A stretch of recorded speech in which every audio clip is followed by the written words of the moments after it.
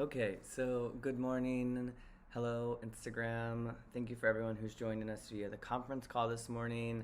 Thank you for anyone who's joining via Instagram. This is the Spiritual Hacking Conference Call. This is where you get to get your daily dose of spiritual wisdom to help you start your week off strong and positive for the work week. So today there's one topic that I want to talk about, and that topic is a big topic. Nonetheless, it's only one, and that's energy and how we're using our energy throughout the day and within our relationships. And if we don't have consciousness of the energy that we're using throughout the day and how we use that energy, then it can get pretty chaotic and challenging to move through the world. So, and also in workplaces or whatever. I mean, know that I'm talking specifically about the workplace, but a lot of the spiritual consciousness that I am trying to explain also can go into your relationships with your partners at home or with your friends. So this is it's not necessarily a one-size-fits-all all the time, but at the end of the day, self-development, consciousness, and spirituality are useful for all levels. So anyway, let's get started. So what we're going to be talking about today is the energy within relationships and how we use that energy. And before I actually get into any of the details, I like to start off with this one law of thermodynamics. Energy cannot be created or destroyed, but only transformed. And I like to actually change this to say your energy cannot be created or destroyed, but only transformed, right? So in this universe, energy is constantly moving. We're constantly in motion. We're constantly transforming from day to day, from moment to moment, from second to second. And one of my favorite visualizations that I have when I am practicing my own prayer and my own spiritual tradition that I have chosen for myself, there's a word hallelujah, which when you kind of translate it in the original Hebrew text, it translates into like great praise, like jumping of joy. There's movement involved with this type of praise of hallelujah. And I had a really close friend one time who is also spiritual, but in a different tradition, not in the same as mine, talk about what they see when they hear this word over and over again. And the reality is that the Creator kind of built everything in the cosmos in the framework of this word hallelujah, because if you look at the way in which the universe is moving, everything is in motion, everything is in spinning, everything is in praise and movement of this larger purpose, right? Or for the Creator, whatever you want to call it. And I get excited when I think about that visualization, because what it really shows me is it's true. Energy there's a finite amount of energy in this universe, and all of that energy in this universe, it's constantly being recycled and removed. But what's really exciting about being a human is we can actually choose how to use our energy. We have this like wonderful ability to be able to say to ourselves, I can either do this with my energy or I can do that with my energy. And one of them could lead to a negative outcome and one of them could lead to a positive outcome. And we have to be kind of that decision maker in the middle ground. So that's why it's super important and central for us to understand our energy and how we use it. So let's first talk about the three forms of energy. How does energy show up in human beings? And quite frankly, in the universe. So on a spiritual level, you've got three types of energy. The first one is the desire to give. It's this desire to share, desire to give, desire to impart. The second one is a desire to take. It's a vessel. It receives, it takes energy. And then the third one is a restriction, a desire to restrict. It's almost like a balancing act between the two. So we have to understand that these are universal energies, right? You have a positive charge, you have a negative charge, and then you have something that kind of, the conductor, that kind of allows those two energies to transform back and forth. But we can also think about our own relationships. Are we using the desire to give? Are we using the desire to take? Are we using the desire to restrict within these kinds of things? So I think asking ourselves those questions is really, really important. So when we look at the desire to give, what we're actually talking about is a unlimited capacity to share with other people. And when this is a positive, when it's in balance, this is a comforting, it's a caring, it's a loving type of energy. It's something that we all need. But when a desire to give is out of balance, it can be intense, unsustainable, insatiable, right? It's intense, it's too much. So when we look at the desire to take and its unlimited capacity, it's just an unlimited ability to receive energy. And when it's positive, when our desire to receive or desire to take is in balance and it's in positive, it allows us to grow, it allows us to retain information, it allows us to learn. But when it's out of balance, it's finite, it consumes, and it monopolizes. How many times have we ever been in a meeting where there's always that one person who's kind of monopolizing the room or like wants to get their point of view across, right? Like it may seem like they're sharing in that moment, but actually what they're doing is they're taking up space. Their desire to take is actually controlling them more than their desire to share.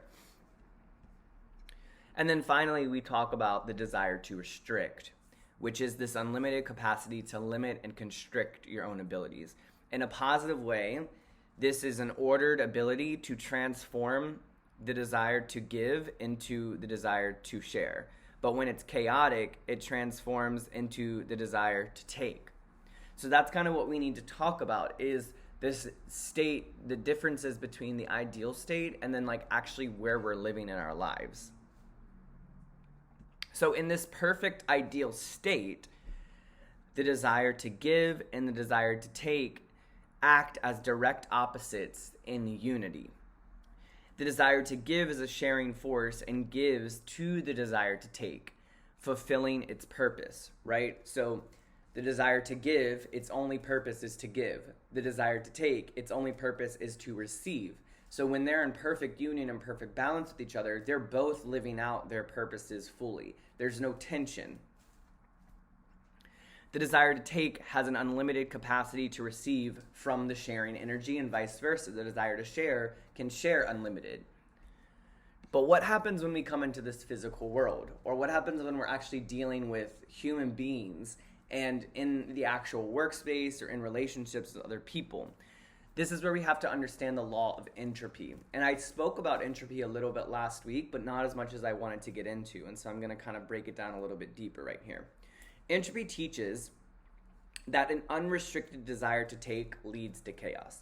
This idea of entropy is essentially that energy in this universe is unraveling in a random and chaotic nature. There's not necessarily any sort of plan in which energy is unraveling. It's just in constant motion of transformation, and it's random. Now, in the universe, that's totally fine.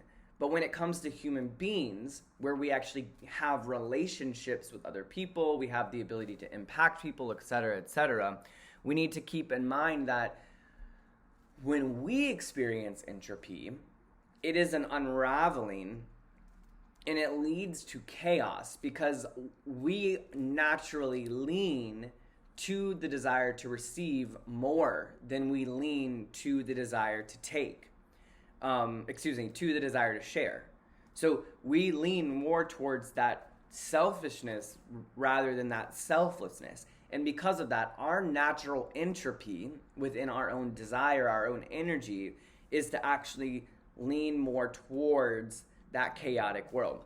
So it then spirals into consumption, or it can transform into desire to give. So in that moment, where our desire to receive starts to get out of balance, we then have to make a choice. Are we going to work to transform this into a desire to give, or are we going to continue to allow this desire to spiral down the line? And so wisdom teaches us, spirituality teaches, that the importance of choosing positive transformation rather than consumption. We want to always make sure that we're checking our desire constantly. So how does the transformation actually work? to keep your desire to take from spiraling into negativity. The desire to restrict can guide your energy in a positive way. So actually applying that restriction in moments where you feel like you might be out of balance or something, or if you're trying to give into a desire that potentially could lead to more negativity, you have to awaken that desire to restrict within yourself. It's not necessarily, it's easy to say, it's a lot harder to do in practice. So your energy can transform into either receiving or sharing. So whenever we're feeling like we're living in a very chaotic world, it tends to be because we're not sharing enough. We're not getting outside of ourself enough. And so one of the quickest fixes to do is when you're feeling darkness or you're feeling your own chaos is to find a way to transform that negative energy into positive energy. And the easiest way to transform that negative energy into positive energy is through sharing, is through giving, is through loving, right? So finding that whatever mechanism you need to do in order to restrict that. And if let's say you're in a conflict with somebody in the moment, right? And in that conflict, you're feeling a lot of intense desire to receive. You're feeling a lot of selfishness, and some of it might be rightly so. Like maybe they really did hurt you and you're trying to protect yourself, but maybe that protection is getting a little bit too restrictive, too intense, right? To where now you're wanting to seek revenge. In those moments, you need to be able to say, pause. If I do this behavior, if I do this action, it's going to lead to a more negative outcome between myself and this person I'm in conflict with.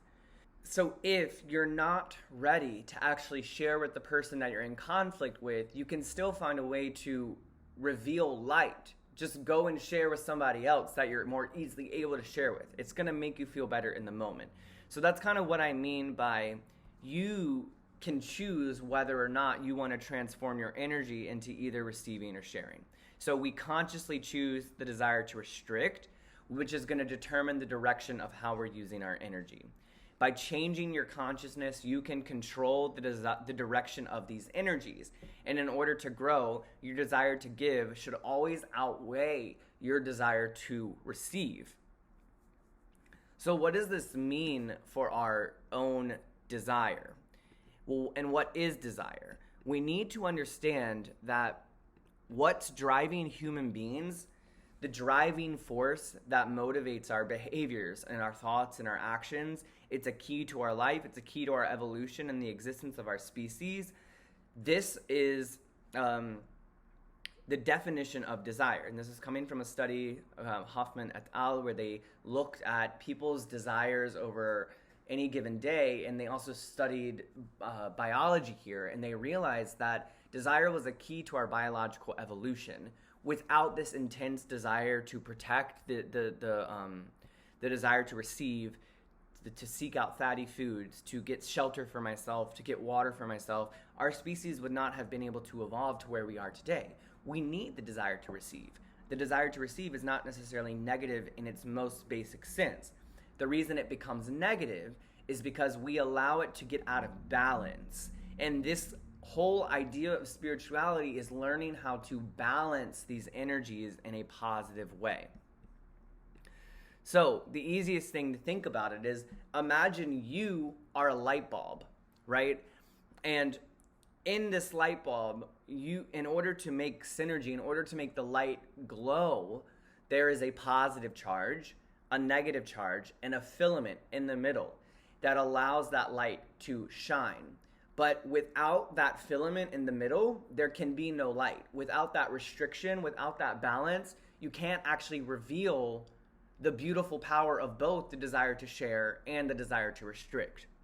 And we also see this in the way an atom is made up as well. You've got your proton, you've got your electron, and you've got your neutron, right? You have these three different forms of energy that are working together that essentially make up the entire building blocks of the universe. So what I find so fascinating is that not only do we see these spiritual concepts in physics and in biology, we actually feel them spiritually and emotionally too.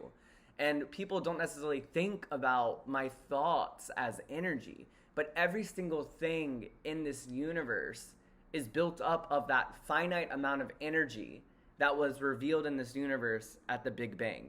And so what's so exciting is that every day you as a human being have the ability to actually transform some of that universal energy to make more positivity for other people in your lives and also for yourself in the workspace.